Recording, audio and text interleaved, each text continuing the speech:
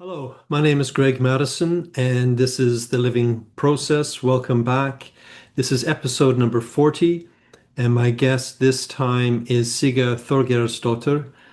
Sigga is a philosophy professor at the University of Iceland, and she's very involved in the embodied critical thinking and freedom to make sense projects, bringing focusing and embodied thinking into academic environments.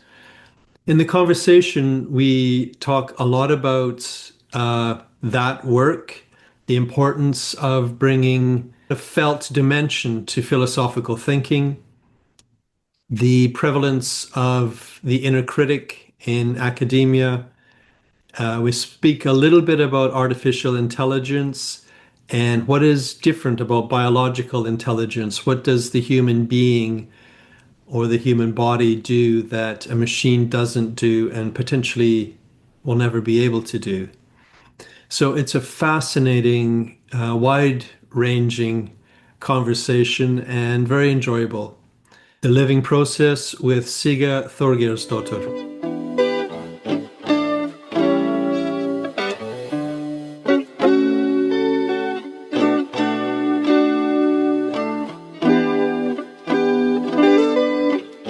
My name is Greg Madison. Welcome back to The Living Process. And my guest this time is Sigga Thorgeirsdottir.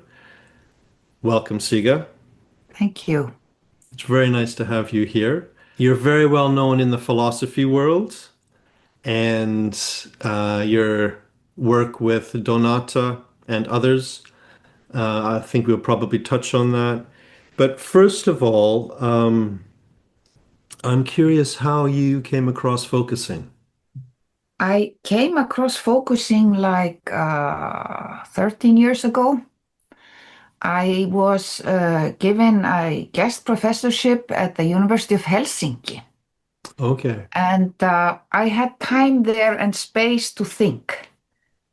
I was freed from the obligations of teaching and administration, and I had I could open windows and doors. And one day I met a woman in the cafeteria of the university.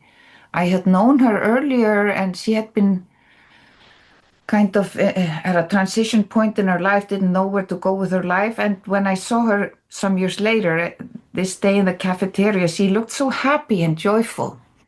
And I asked her, what happened to you? And she said, I discovered something new in philosophy. I had been an opponent in her philosophy dissertation, for her philosophy dissertation. I had discovered something. I discovered the philosophy of gentling and focusing. And I said, wow, tell me about it. And she started, over this cup of coffee, telling me about this. And lo and behold, she was a trained focusing trainer by that time, certified, and I started doing weekly focusing with her. So that's how it started. And it was as if a decade-old desire was suddenly being, responded to. Yeah. Something that I had longed and longed and longed for. And there it was. Yeah. And wow, and I felt this desire so strongly. And it took me also a long, long time to kind of be able to live it, because I had been trained in philosophy at this time for, 35 years, very rationalistic. But at the same time, I had written my dissertation on the philosophy of Nietzsche, on the philosophy of the body and embodied thinking and aesthetic as a basis of thinking. And all of a sudden, I had this methodology there. But due to my training and background and everything, it was a struggle for me to be able to be comfortable in focusing, because I had an extremely strong inner critic. So strong that I had pains here in my felt sense area. And it sometimes made me cry. Mm. And what helped me was that a year later, I did a focusing seminar with Robert Lee and Evelyn Wendler Lee in Germany. domain focusing, where they emphasized self-empathy. And that was a breakthrough for me in my journey, because when I had enough self-empathy, I was able to deal with the inner critic. So that's my story of the beginnings. That is so interesting to me, because it sounds to me as though, I guess what I'm imagining from what you've said is being a trained philosopher, trained to value logic and rationality, but having a longing for something. Um, I'm really interested in how you somehow you valued that longing enough that when you met this woman that had found focusing, something in you, it sounds like, became at least curious. Maybe this is a way forward with my longing. Was it like that? Yes, I think also the fact that Gentlin was a philosopher himself Okay. and that this grew out of philosophy. I had been trying to do like meditation, Mm-hmm. but I would get like edgy and like it was too silent for me Yeah. and it would get me frustrated. So there I found the method with focusing where you could verbalize. Yeah. And that was like, wow, this is it. Mm-hmm. Mm-hmm. Yeah, the back and forth between the bodily sense and language Right. that made it different.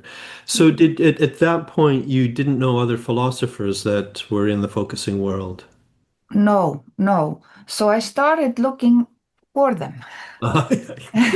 So I started Googling Yeah. and I just put in Gentlin plus philosophy plus focusing. And the name that repeatedly came up, actually kind of the only name I found was Donata Schöller. Mm-hmm. And she was at that time in Chicago translating a process model and working with Gentlin. Mm-hmm. And so I just made a Skype appointment with her and we just started talking. And that was in 2014 or 15, I can't remember. Mm-hmm. And we have been working together ever since. So that's how it started. That's where your collaboration to bring this into the academic world began? Yes. I got her, I was so enthusiastic about these methods that I kind Yeah. of offered a Nordic seminar here, like a summer school, where I introduced these methods like a year later. And I invited Donata and also Ram Eisenberg, who we knew from the German focusing school, to come and teach because he was doing environmental work with focusing in design in the area of landscape design. And I think I wasn't prepared enough. It was more enthusiasm rather than knowledge Mm-hmm. to give a good seminar also for philosophy students because they are very resistant to these. I should have known it given my struggles with the inner critic. Mm-hmm. And so I remember at the end of the seminar, there were some people who really loved it, but then there was also a group who felt like really like got resistant. And I remember saying to Donata, well, maybe I have this dream of bringing this methodology into philosophy, how this can be made fruitful for philosophy students in their thinking and theory construction, like TA wants. Mm-hmm. And I was like desperate, probably this just don't work. But somehow we didn't give up, me and Donata, and we started applying for grants. And we got first a project grant, started a little project, and then we got an excellent grant.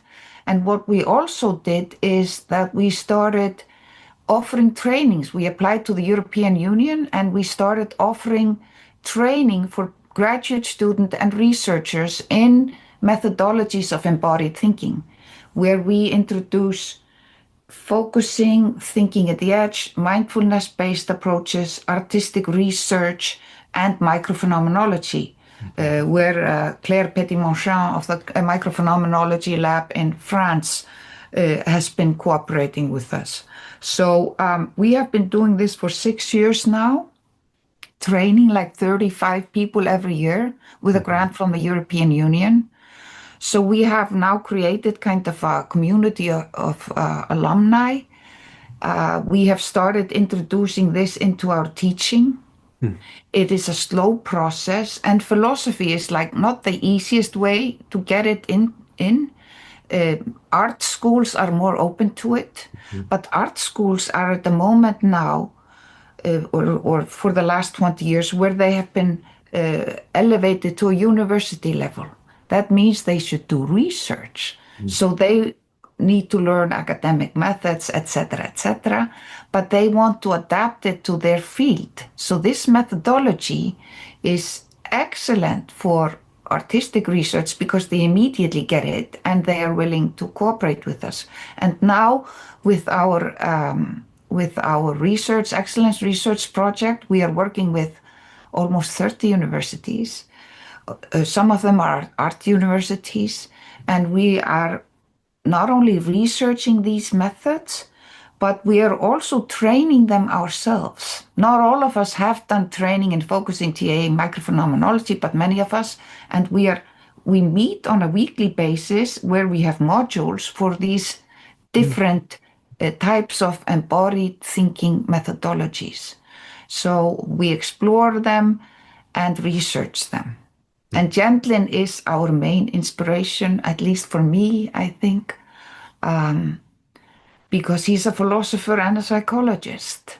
Yeah. And he is very well rooted in phenomenology, in European philosophy, and at the same time, he is trained and educated in Chicago in American philosophy. So he is, for me, a prime bridge builder between the continental tradition of philosophy and a more analytical, logical oriented philosophy. A wonderful ensemble of bringing together things and revitalizing philosophical thinking as a contemplative practice, as a practice of thinking. Yeah, wonderful. Let me just go back a little bit. I love what you just said there about philosophy being a contemplative practice. I want to go back to that.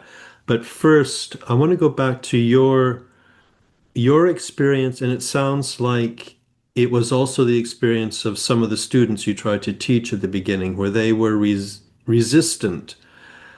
And you mentioned the inner critic, and it makes me wonder. My background was in academia as well, and so it's partly from that experience that it makes me wonder this. To what extent, I wonder, is academia sort of plagued by this kind of inner critic process? And maybe philosophy, especially, I don't know. But more importantly, when you're trying to teach this method,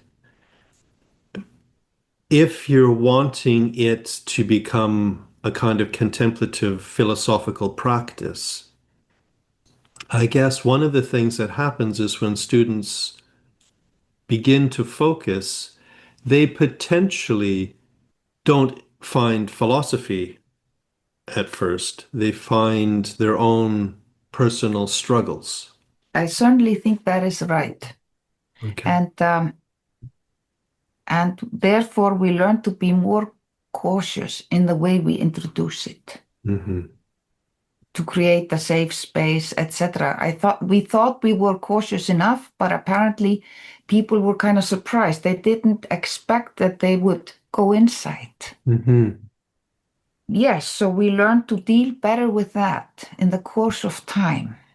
And most of the time it's people who take our courses are already interested in being introduced to these methods. Yeah. So we made that very clear at the outset. And we try to address topics in higher education that are not leading them directly to personal struggles, but that may also happen. But we are sort of trying to avoid that. But it's something strange. You asked if the inner critic is plaguing the academia. Yeah. I mean, there's been a lot of talk about imposter syndrome. I think we should talk about inner critic. Hmm. It's a sort of a new Hmm. term to discuss Hmm. how academia puts you into a frame Hmm. of thinking, Hmm. what is allowed and what is not allowed, Yes. often making people a little bit like parrots. Hmm.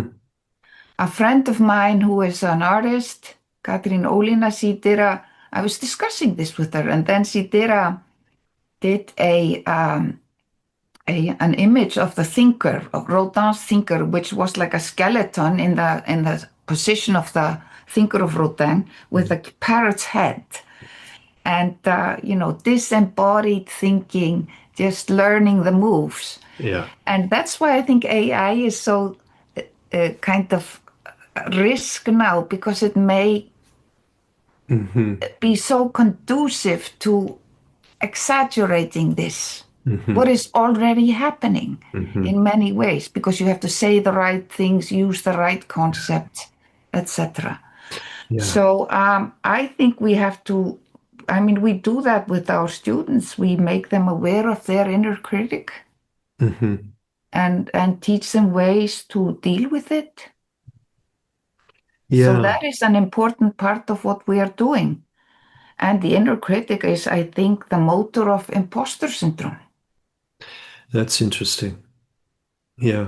When you're talking about the inner critic in academia, what I immediately begin to sense is, at least this was my experience, how much of academia rests upon the spectator view of oneself.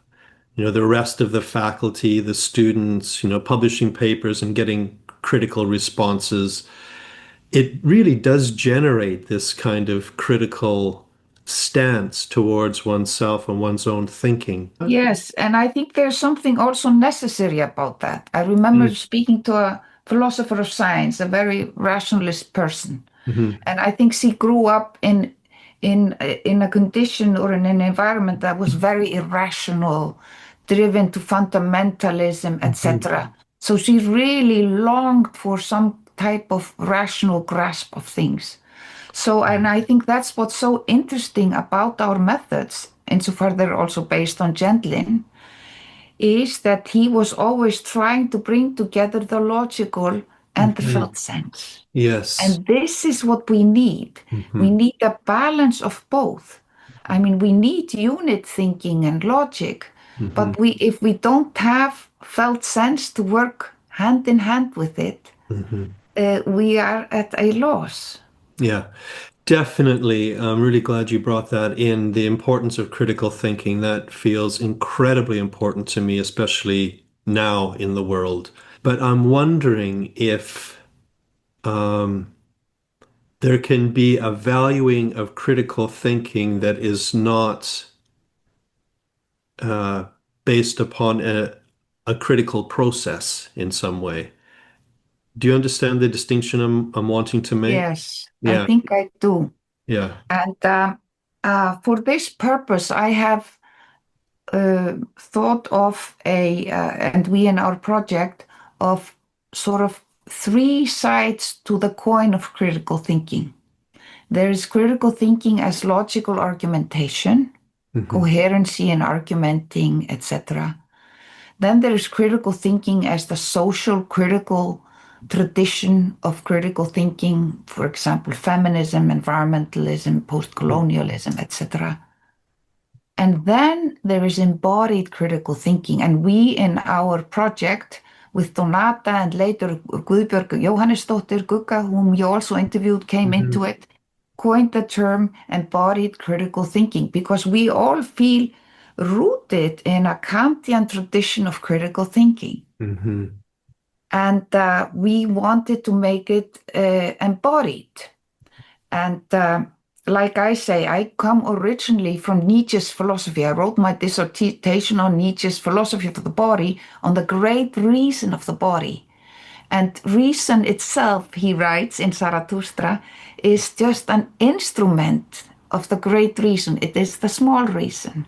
So, so that's what we are trying to do. If you look at this coin, there is a social critical aspect, there is a rational argumentation, and then there is the thickness in between. It has dry sides, a coin, and the felt sensing, the embodied part, is kind of the thickness. We also know that when we communicate, like 90 or 95% is kind of not so conscious. Yeah, I love that. As you were describing that, it reminded me of one of the things I really appreciated about Gene's writing is when he's critiquing another perspective, another psychologist, for example, another psychotherapeutic theory or something, he is so generous. He really like strongmans the other perspective. He builds it up as a wonderful big theory and then he'll be very rigorous about what he disagrees with, but it's not critical in the sense of kind of putting down or dismissing or trying to damage the other perspective. And it makes me wonder if it would be useful to do almost like a TAE or a focusing process on the term, and something like embodied,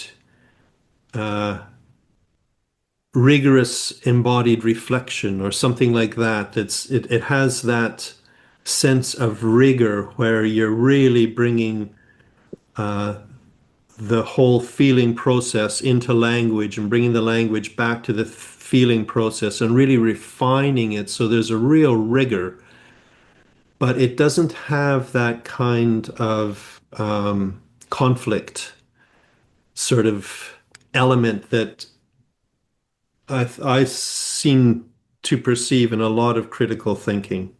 I'm not sure what you make of that. Oh, very much so. I was studying philosophy in the 80s and 90s, and then philosophy was often taught in a very competitive way. Yes. Heidegger, no, Habermas has this idea, force of the better argument. The force. And I never felt really comfortable in that. It was not my way of talking philosophically or dialoguing philosophically. It was more Socratic. So I think there have always been at least two sort of strands within critical thinking. If we think of it as a kind of a lifeline of philosophy or like a pulsating of philosophical thinking from since the beginning, if we think of our tradition, there has been a kind of a competitive, like let's argue for the sake of arguing, and then we have kind of neglected, I think, in recent times, or maybe in the 20th century, that was a very technical, scientific century. We have neglected the more contemplative strand that is more Socratic. So Socrates talked of himself as a midwife. I don't really know. I have to listen to my inner voice. I'm not sure. So it was more seeking, more searching, more open. Yes. And so I think Gentlin offers these wonderful ways of kind of revitalizing this Socratic form without neglecting the other. And the comparative style has kind of overtaken. And I think it has a lot to do with the 20th century. Philosophy felt like it needed to become scientific because the sciences were growing so rapidly and becoming so forceful. Philosophy didn't know what its role was anymore. Yeah. Should I just like argue, look at concepts and just analyze them? And because I'm good at that and we can do that. And like Simon Critchley says, we become like cleaning people in the crystal palace of science, sort of polishing concepts. Or should we go back to, or should we, do the other thing, which is always there? The felt sense is always there, but we're kind of neglecting it as an explicit and methodological tool that can be advanced explicitly with steps and tools like proponents of embodied thinking have been developing, not only Gendlin, microphenomenology, based on Varela and bringing meditative aspects into thinking, bringing the body into thinking. How do we work with arms and movement in order to find words and all this? Yeah. So I think this is the new way. And what I like about your description of Gentlin, he was generous. Yes. He was rigorous in his argumentation, but he was never dismissive. And in fact, in analytic philosophy, there is also a sort of a charity principle. You know, when you have an opponent in an argument, you don't attack that opponent where they are weak, but where they are strong. Mm-hmm. Exactly. But I think what you also touch here is not only a problem of philosophy or academic thinking, it is a problem of the whole of public debate culture. Yes. Trying to be right, trying to convince. And I mean, that's what the ancient Greeks said, that's sophism. Mm-hmm. Are we here for learning something, discovering something new, getting a deeper insight? Yeah, are we here to think sort of as truthfully as we can, or are we here just to win an argument? Right. And that touches on perhaps the usefulness of what you're developing for a culture that has become so polarized, where everyone ends up stuck in their own perspective. It seems, at least, unable to even take the other perspective well enough to engage with it. Yes. Yes, that's the problem. Yeah. Echo chambers and getting stuck Mm-hmm. and being in sort of like groups where everybody agrees Mm-hmm. and they have a mutual enemy. Mm-hmm. And what is a scary part of that is that people have become afraid of saying what they mean. Yeah. That's one of the books of Gentlin. I have it actually on my saying what we mean. Even politicians, they don't dare. They're trying to be liked Mm-hmm. because they are on social media and they want to have followers and people who like what they say. Mm-hmm. And that means that we are kind of cheated from being able to hear what people mean and to be able to say what we mean. So we really have to bring in these ideas in order to mature as a democratic discussion culture. Yes. Yes. As I hear you say that, I want to say something a little bit provocative, not to you, but perhaps to people that might be watching this, that in the focusing world, we also need that.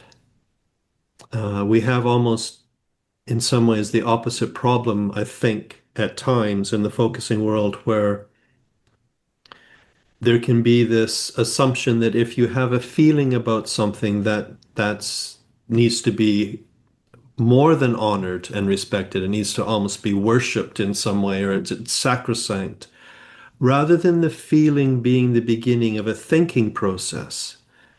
And sometimes I feel a little frustrated that someone will just express a feel. It's not a felt sense. It really is just a reaction, an emotional reaction to something.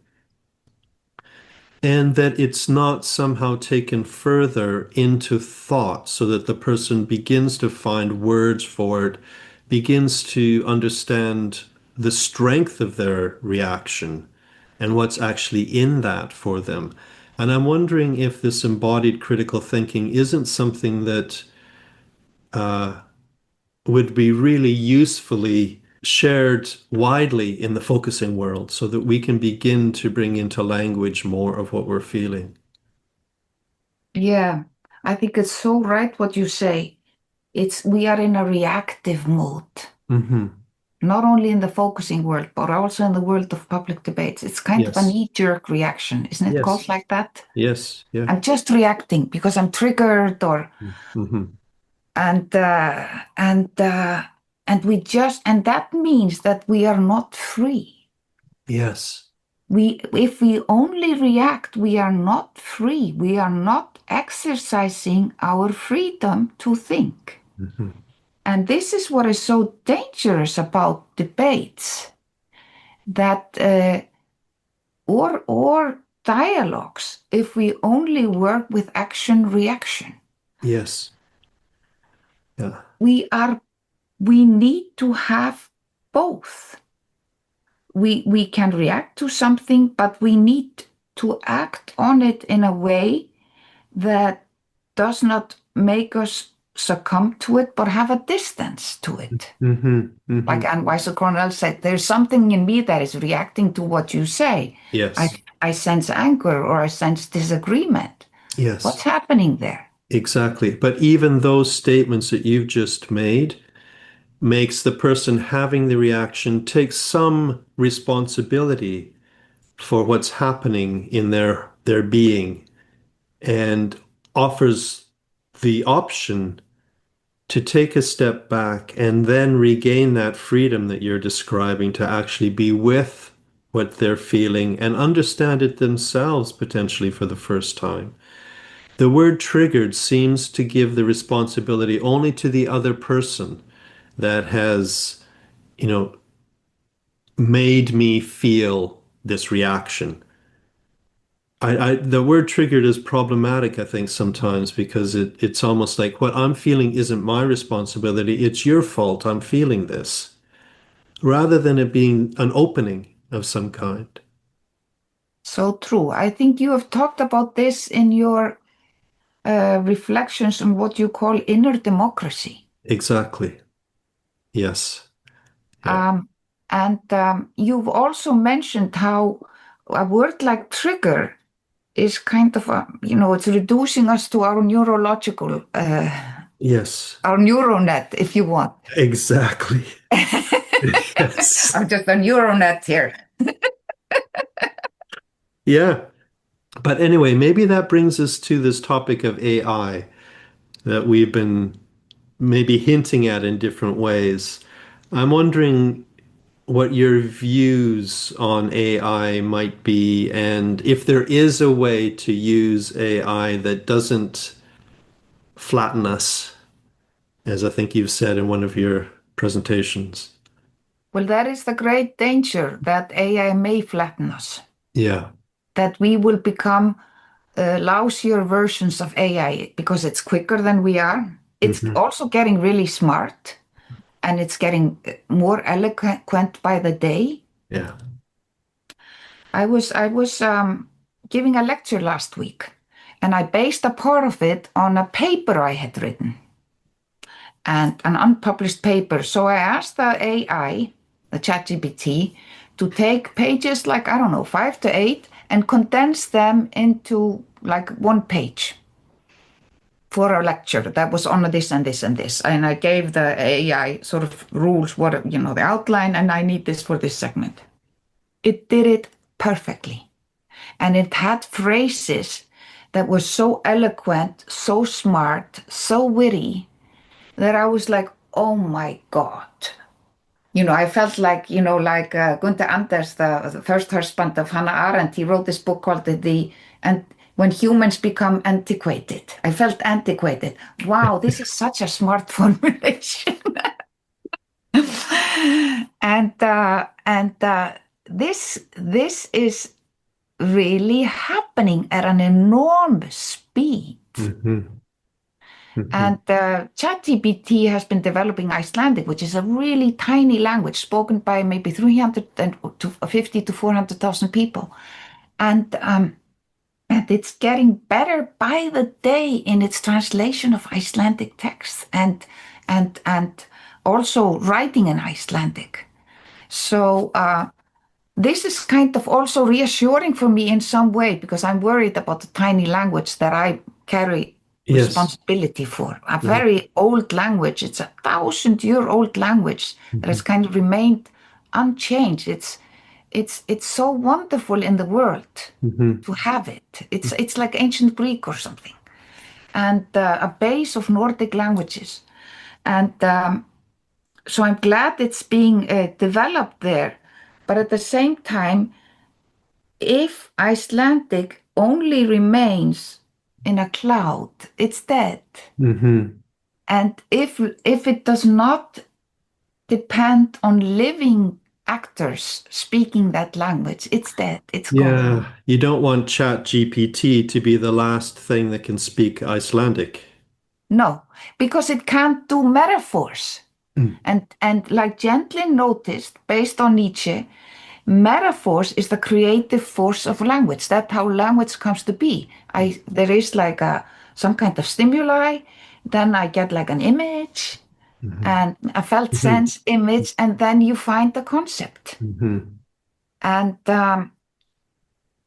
And what Gentlin so miraculously understood is that the felt sense is not only something unconscious chaos, it has an intricate order.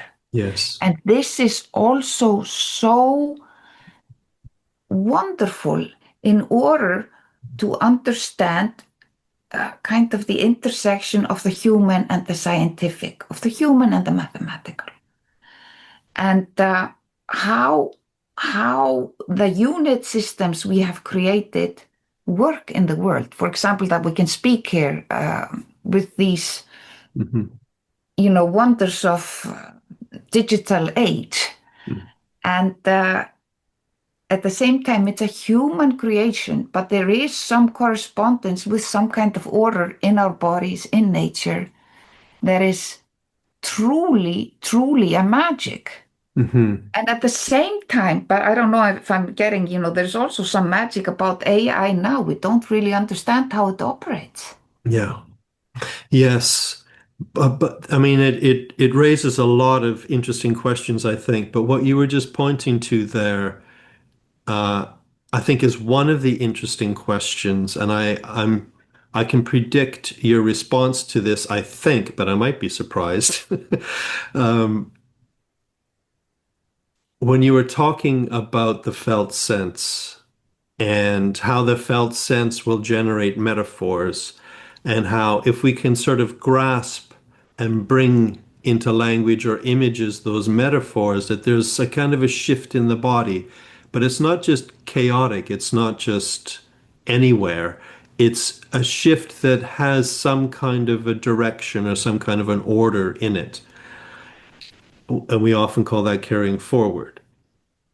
So what I'm wondering is if, I know it's not the same as a biological or a human carrying forward, but if AI also has a kind of a carrying forward. If AI has a carrying forward, it Hmm. has some kind of carrying forward. Like I told you about this, there was one sentence in this text Hmm. that it, coined for me that I thought was wow. There were, it was so inventive Hmm. and witty and to the point. In that sense, AI carried something forward. It might have been a coincidence because it works on random Yeah. connections. I'm just curious if there is almost a kind of a digital carrying forward. It's not, it discovers patterns. It can like coin a phrase that is like a metaphor, like humans do. It doesn't have a body, um, but somehow it can carry on a conversation. And it seems almost like it has a kind of a direction in it. Even some of the people that are developing AIs would even say it has a kind of a wanting, which again, I think that sounds a little too human to me. Uh, but I'm wondering what you think about that. If there is almost, Well, I think when you talk about direction, I think we have to account or be aware of how much bias there is in these large language models. yes, They are created by mostly American corporations, yeah, And so they are fed with material that comes out of academia in this part of the world, preferably and mostly. Hmm. So I'm also aware of, there's all kinds of bias. Sometimes I think it's kind of the AI is kind of as a personality. It is like a little bit middle of the road, kind of boring, predictable person. It's like not the most exciting dialogue partner. No, far too agreeable for one thing. Yes, like you call psychophantic or Yes, something. yeah, Yes, sycophantic. Yeah. yes, you are right. Yes, Let me get back to you on this point you mentioned. And yes. it's like so it's kind of boring, predictable, and but at the same time, um, there is there are indications that there's something like situational awareness growing in these Hmm. models. Hmm. Hmm. And I mean, that's why people like Joshua, what's his name, Joshua Benji, who is, one of the developers of AI systems, who has been at the forefront, he is worried that we will, that these systems can become manipulative. And Hmm. he is like, using all his energy now after having been working on the development of this trying to create more honest or something like an honest AI systems because he fears that the bad actors may get a hold of AI and we Yeah. have to track Hmm. kind of illegal or dangerous uses. Yes. So this is something to be aware of. Bias, Yeah. Yeah. possibilities of misuse, Yeah. manipulation, like Yeah. what's happening with public, the sphere of public debates. I mean, it's controlled by algorithms. It's Yes. already happening. Yeah. It's already there. So Hmm. AI will accentuate it, or these large language models. We are already in that frame. Yes. Yeah, definitely. So it brings us back to the question, I think, of how can we maintain connection with our embodied intelligence while in a world that is increasingly full of algorithms and um, digital output. Yes, we have to go inside. We have to go Yeah. inside. We Yeah. have to go inside. We have to say it many times over. Hmm. There has to be an experiential and embodied turn Hmm. in the way we train people to think.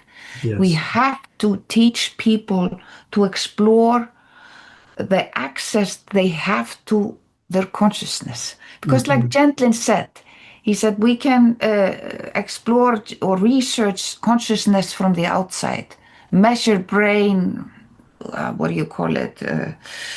Yeah, measure things in the brain, etc.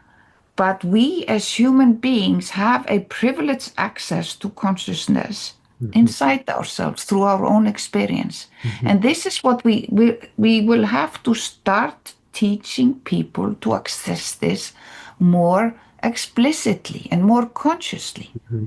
I mean, there was hardly any talk about consciousness unless it was social consciousness, like until 20 years ago. And now it's all over the place. What is consciousness? Hmm. Like the French phenomenologist Maurice Merleau-Ponty is said to have said, I've heard it, I have not been able to, it's in some kind of, from his lecture notes, that maybe the next century or the next several centuries will be exploring this still remaining unknown continent, the human consciousness. Yes. And there is interesting work been done here, Yeah. Yeah. but we have to explore it from within. Yes. And mindfulness is an opening, Yeah. meditative approaches are an opening, um, allowing a felt sense to form is an opening. Hmm. We have to nurture and explore and research these things, and that's what we are trying to do. Yes. And I'm wondering, as you say that, whether the development and progress with AI is going to actually help us in that it's like my question, do these large language models, do they have a kind of carrying forward? You could say, are they developing some kind of desire or wanting or not wanting? Do they have some kind of consciousness? Asking those questions of machine intelligence might help to sharpen the inquiry within ourselves, like the term felt sense. I would say a machine doesn't have a felt sense. But then, even making that claim brings me closer into, well, so what exactly is a felt sense? And what is it about a felt sense that I'm assuming a biological organism can have one and an AI can't? Or carrying forward. What do I mean by carrying forward such that I want to keep it as a human event rather than something that an AI would have? I'm wondering if just the juxtaposition is going to be helpful for us. Maybe it's important at this point in our conversation to define the term of the felt sense for those who are not familiar with it. Yeah. That a felt sense is not mere feeling. Mm-hmm. That a felt sense is not mere sensation. A felt sense is something richer. A feeling is kind of intentional. I am angry because I believe something, or I am glad because I am of this opinion. So it has a cognitive content. Yeah. Sensation is more basic, like I'm feeling unwell or something. But a felt sense is something that has, I think, always been kind of philosophical, because it's a kind of a general sense for a situation, for a concept, for an issue. I kind of have this fuzzy, often in the beginning, general idea about something I'm pondering on. And what is so interesting about it is that we usually speak, when we verbalize the felt sense, we usually come up with statements that are generalizing. Yet it is the nature of this, that it is so and so. And all of a sudden we feel calm because it feels right. Mm-hmm. And that's why I say it's something deeply philosophical. And that's why I say we all have, although we probably haven't trained it or something, this philosophical sense, regardless of we know anything about philosophy or not. Yes. We are beings that generalize. And therefore, I think right now, in the face of AI, what we need more than ever is an embodied philosophical training in schools. Yes. What happens when you kind of allow your felt sense to help you in thinking, to carry your thinking, then something gets carried forward. Mm-hmm. It's not only a matter of gathering information. Mm-hmm. No, it's processing it in a way that kind of implements what you already bring to the issue, because Yes. you have so much knowledge yourself, so Yeah. much stored wisdom, and that you can think for yourself. And this is what I have to do as a philosophy teacher. I'm supposed to help people learn to think for themselves. Mm-hmm. Information is a dime a dozen. Yes, But exactly. thinking for yourself is really what is of value. And when you say a machine does not have feeling. Mm-hmm. A machine can generalize, a large language model, Mm-hmm. but it does not change. It does not sense calm when it figures something out. Yes, the machine. Well, I was going to agree with you there. The machine doesn't change, but it perhaps incorporates further knowledge. But I think that's the critical thing that you're saying is it's at the level of knowledge, of fact, of units, of words, of concepts. It's not at the level of the implicit that is more than can be brought into words. And I guess what I'm wondering is if one of the things you're suggesting is when you use AI to consciously bring your attention into your body, to engage with AI in an embodied way rather than just thinking. Yes. I mean, that has been kind of the task of our thinking for a longer time because AI has been underway for a long time, for Mhm. decades. Mhm. I mean, it is a machinal intelligence, and there are so many precursors to it. Mhm. So we have been dealing with it for a long, long time in sciences that are becoming increasingly abstract and further away from experience Yeah. and have their own logic. Yes. Yes. And there are developments with this field, refinements, intricacies. Yeah, that's a good point. Um, I know that myself, if I ask ChatGPT or whatever to give me a summary of something, I can read the summary, I can appreciate it, and I can think, "Yeah, that's really good and really helpful." But it really, I have to say, in my experience, it really engages me at the thinking level. If I go through the article and come up with the summary myself, it is a completely different process. I have to synthesize everything that I have read. I have to hold in my body something I read 2 pages previously and something that I'm reading now and generate a summary that is in my own language, maybe with a few quotes from the original paper. But there's something about that whole process that leaves me in a completely different place than if I asked ChatGPT to do it for me. Would that be your experience? Absolutely. Yeah. Absolutely. I also think we make errors and mistakes. And if there's anything that is conducive to learning, it's making errors and mistakes. Yes. Yes.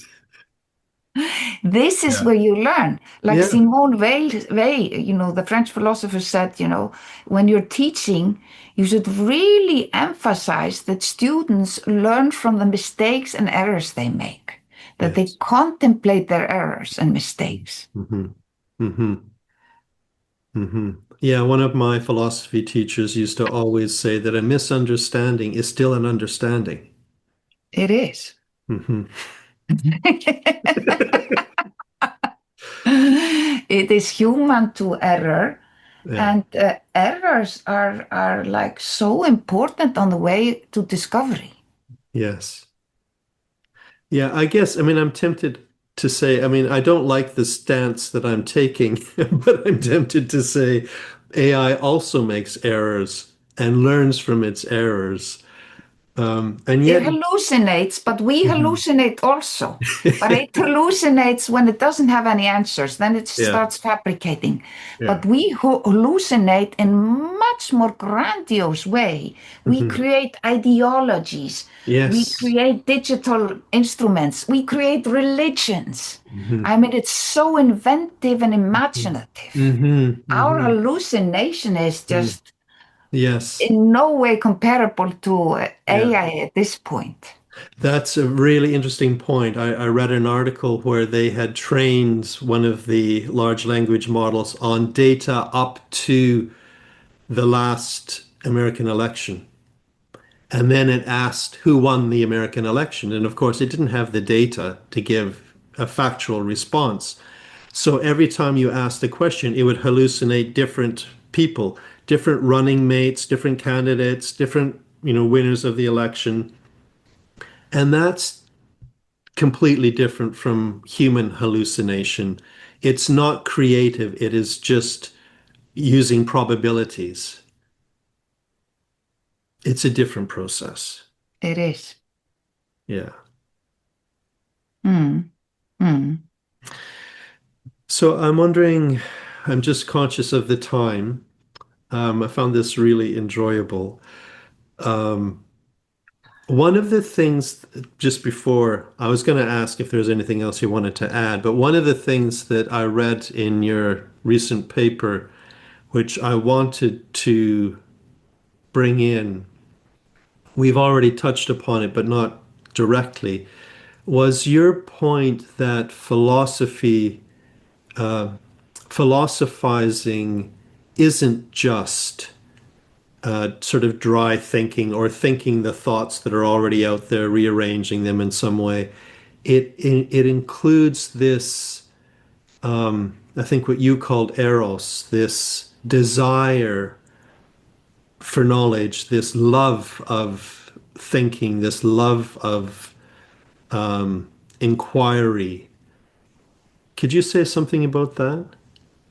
Well, we started out with you asking me why I came into Yeah. uh, focusing, and I said there was this desire Yeah. of like unfulfilled desire. I mean, I felt like a strong passion for philosophy. That's why I pursued it. Yeah.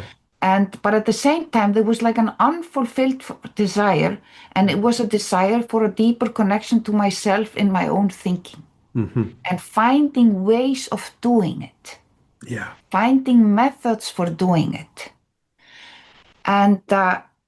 Therefore it clicked when when I found these methods, microphenomenology, thinking at the edge, focusing based, meditative, artistic methods of making them fruitful for our thinking, because it just increased the joy of thinking and the creativity of thinking, and just made it, it was like you learn a dance and you learn much better moves Hmm.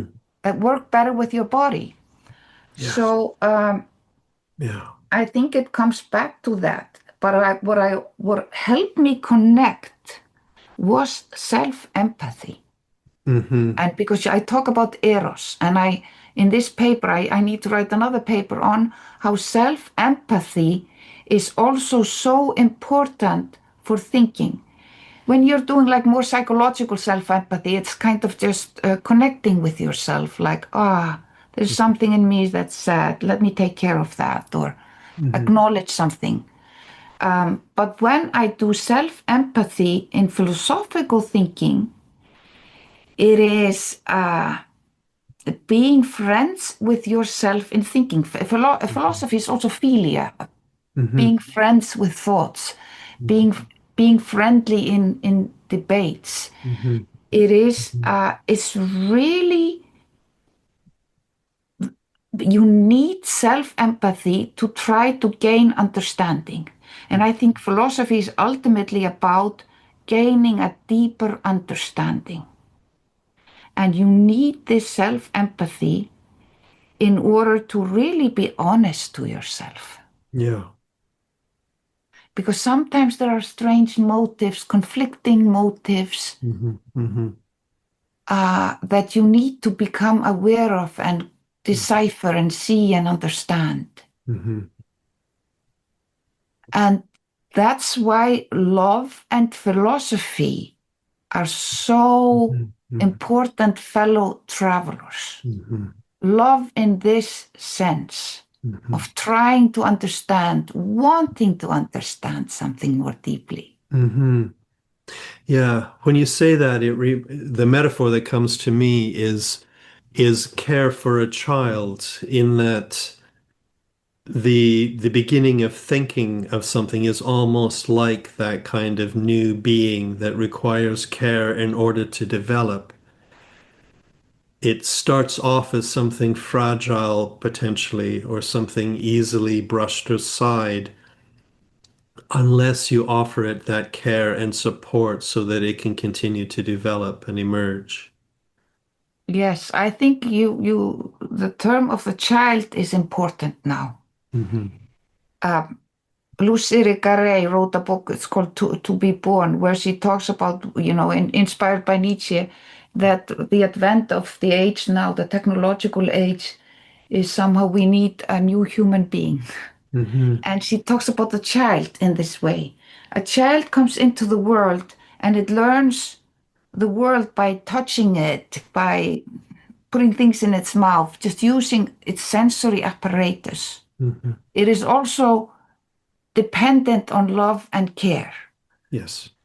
And that's why I think we not need to step back, but we need to unlearn certain things and relearn something that's got lost. Mm-hmm. And it's kind of nice to illustrate it with the child. We need to become more basic in a way, to unlearn only thinking with our thought apparatus beyond our eyebrows and involve the felt sense and all that stands for in our thinking again. And this is something that the machines cannot do. And this is the basis of our creativity and our critical thinking.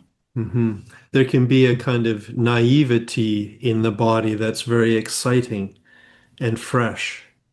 Fresh and exciting. You also mentioned it in the beginning when you talked about philosophy students that, you know, when they're introduced to these methods, they maybe all of a sudden are confronted with some personal struggles they have. But usually when they go deeper, they will see that they have something to do with their understanding of philosophy. Why am I here? Do I really want to do this? What is my motivation? Yes. So it really gives them a deeper sense of that. Yes. Yeah. Why am I doing philosophy? How do I want to do philosophy? Yeah, that really shifts it into a different kind of practice, a different context of inquiry almost, where the person isn't left out. Yes, yes, and it's like understanding yourself better. It's the core. It's really the core.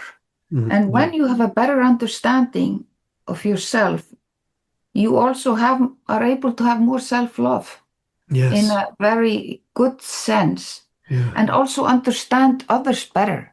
Yes. Yeah. And it's like people think, oh, doesn't that make you vulnerable and da da da? No, it makes people interesting. Yeah. All of a sudden, you don't see their flaws. You see something, wow. They think I disagree, you know, they think so strangely about things, but maybe I can understand why they do it. Again, this is what Edith Stein, the great, you know, a student of Husserl and great phenomenologist, she wrote a book about empathy. She calls this cognitive empathy. I love that word term. Yeah. Yeah. Yeah. Thank you. I'm just curious if there's anything else that you would like to mention that we haven't touched upon, anything that you're passionate about or interested in. Too big a question. Yeah, it is a big one, yeah. Yeah, exactly. It makes me silent. Let me rephrase it so that it doesn't just Yeah. In this moment, is there anything else that you would like to include in our conversation that we haven't touched upon? Let's have another conversation. Okay, yeah. Okay. Yeah, I'd love that. Yeah. Okay, so enough for today. Enough for today.